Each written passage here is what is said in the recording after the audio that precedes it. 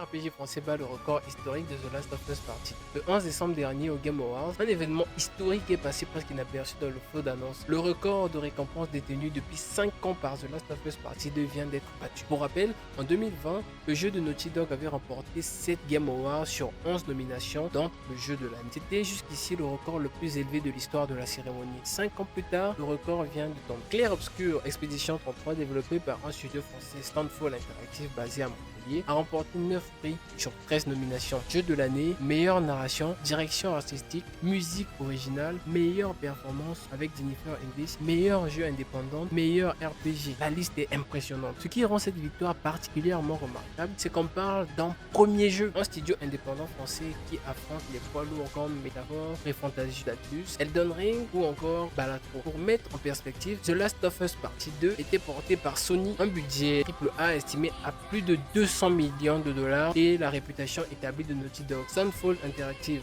c'était leur toute première création. Cette victoire pose des questions intéressantes sur l'évolution de l'industrie. Est-ce qu'on assiste à un rééquilibrage entre production AAA et studio indépendant? Est-ce que les jurés des Game Awards privilégient maintenant l'innovation narrative et artistique plutôt que les moyens de production? Clair Obscur est sorti officiellement en 2025 sur PC, Xbox, dans le Game Pass. Si vous l'avez testé ou si vous comptez y jouer, partagez votre avis en commentaire et dites-moi, pensez-vous que ce record tiendra aussi longtemps que celui de The Last of Us Partie 2?